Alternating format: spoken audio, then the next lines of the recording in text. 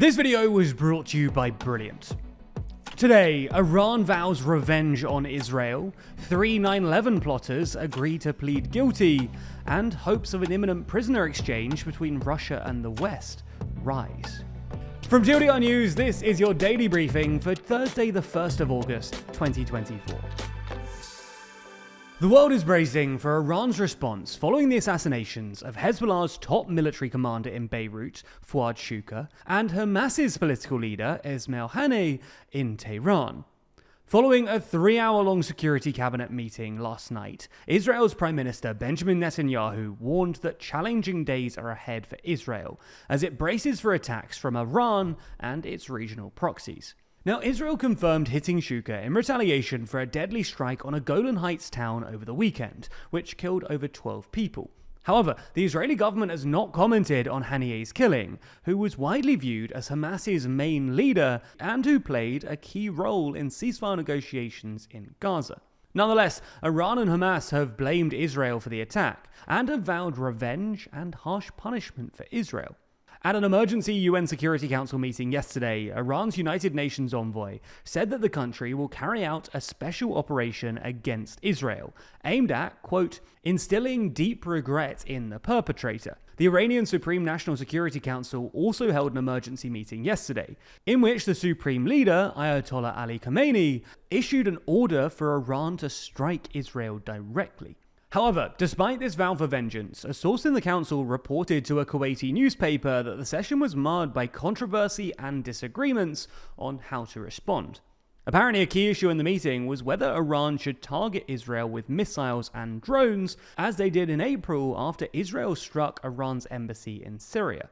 However, a US-led coalition largely thwarted Iran's April strikes, which has now prompted some Iranian leaders to advocate for another method, such as assassinating top Israeli ministers such as Bezalel Smotrich, Ben-Gvir, and even Netanyahu himself. Today, though, none of the commanders of the Iranian army and the Revolutionary Guard Corps were seen during the prayer ceremony over the body of Haniyeh in Tehran. But while Iranian leaders debate how to respond to Israel's strike, a response from Hezbollah is almost certain.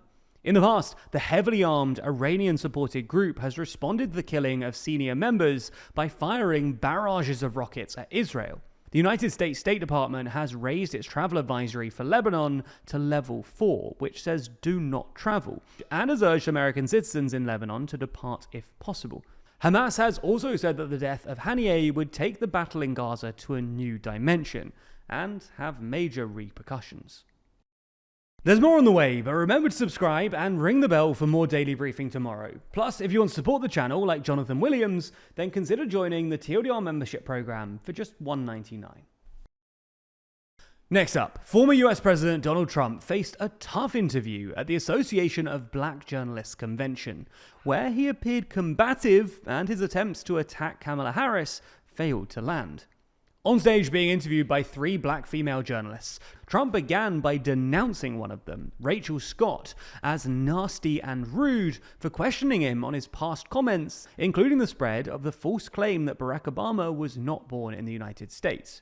Trump also repeated his claim that people crossing the southern border into the US would take away, quote, black jobs, and also asserted that he had been the best president for the black population since Abraham Lincoln. He then pivoted his attacks to Vice President Kamala Harris, the presumptive Democratic nominee, saying, I didn't know she was black until a number of years ago, until she happened to turn black, and now she wants to be known as black. And also saying that she was Indian all the way, and then all of a sudden she made a turn and she became a black person. For reference, Harris, whose mother was Indian and father was black Jamaican, has long identified as black and multiracial. She studied at Howard University, a historically black institution, and joined the nation's first sorority for black college women. The interview itself also had some difficulties. It started an hour late due to technical issues and ended somewhat abruptly after 35 minutes when the Trump campaign apparently signaled that he was out of time. In any case, Harris responded to Trump's comments by saying that it was the same old show of divisiveness and disrespect. Next, let's move to Russia, where hopes of a major prisoner swap between Russia and the West are rising, after at least 9 high-profile Western prisoners have mysteriously disappeared from Russian prison cells in recent days. According to a source close to the plans, Russia is preparing to release 20 to 30 political prisoners this week in an exchange with the West, which would be the biggest prisoner swap since the end of the Cold War. Sources in Ukraine have suggested that activist Vladimir Kara-Murza and former US Marine Paul Whelan could be among those released, as well as Russian opposition leader Ilya Yashin and several associates of the Kremlin critic Alexei Navalny. Another possible name is Evan Goskovich, a Wall Street Journal reporter who was arrested in March 2023 and convicted of espionage charges in July. On the other side, Moscow reportedly wants back Vadim Kaskaikov, a Russian serving a life sentence in Germany for the murder of a Chechen rebel commander in Berlin in 2019. That's on top of 2 Russian nationals imprisoned in the US for serious cybercrime charges who could also feature in the swap. Now, there's lots of speculation about how and when this might happen, as prisoner swaps are typically ultra-secretive operations. There are some signs of movement, though. On Wednesday, tracking site Flight Radar 24 showed that a special Russian government plane, previously used in a prisoner swap, had flown from Moscow to Kaliningrad, a Russian exclave between Lithuania and Poland, before then heading back to Moscow, which some specialists say could mean a prisoner exchange has taken place on the Polish border.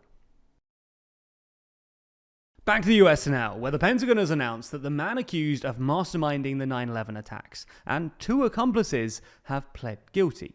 The 3 have been held at the US military prison of Guantanamo Bay in Cuba for years without the case going to trial. Khaled Sheikh Mohammed was accused of being the one who came up with the idea of hijacking planes and using them as weapons, and apparently received approval from Osama bin Laden to organize the plot. Now, key to these long delays have been questions of the admissibility or inadmissibility of evidence linked to the torture of these men, who have been in US custody for decades. Khalid Sheikh Mohammed, for example, was subjected to waterboarding at least 183 times by the CIA before even coming to Guantanamo, along with other so-called enhanced interrogation techniques.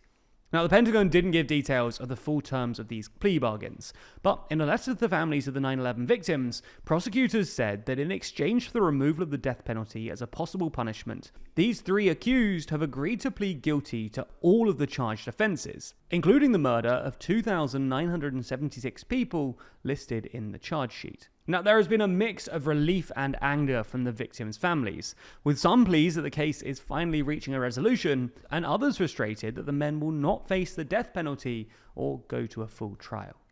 And finally, in some uplifting news, we head to the Paris Olympics, where 22-year-old French swimmer Léon Marchand won 2 gold medals in a matter of hours, totaling 3 golds in 4 days, all won by setting new Olympic records. In front of a home crowd, Marchand won the men's 200-meter butterfly final on Wednesday evening, and a couple of hours later won the men's 200-meter breaststroke final, entering the history books to become the first person to win double golds across 2 solo disciplines in a single session, and becoming only the 4th swimmer in history to win 2 individual gold medals on the same day. Now, be sure to keep an eye on this story as it evolves, as much like every area of our lives, it's sure to progress quickly. In fact, if you're feeling left behind by the news cycle and fast developments in things like AI and tech, then you'll want to check out Brilliant. Brilliant is where you learn by doing, with thousands of interactive lessons in maths, data analysis, programming, and AI. Learning a little every day is one of the most important things you can do, both for personal and professional growth. And Brilliant helps you build real knowledge in minutes a day, with fun lessons that you can do whenever you have time. It's the opposite of mindlessly scrolling and truly helps you learn quickly. One course I found particularly interesting was their course on large language models. We hear a lot about AI and LLMs in the news, but Brilliant helped me to actually get hands-on with real language models, as well as exploring how they build vocabulary, choose their next word, and more. They also help me grasp the importance of training data by comparing models trained on Taylor Swift lyrics to models trained on a cookbook or big text terms and conditions. If you want to learn more and understand the world around you better, whether that's in order to get a job in AI or just to understand what everyone's talking about, then you can try everything that Brilliant has to offer for free for a full 30 days by visiting brilliant.org/TLDR or by clicking the link in the description. Plus, by doing so, you'll also get 20% off an annual premium subscription. Thanks for watching, and thanks to Brilliant for sponsoring this video.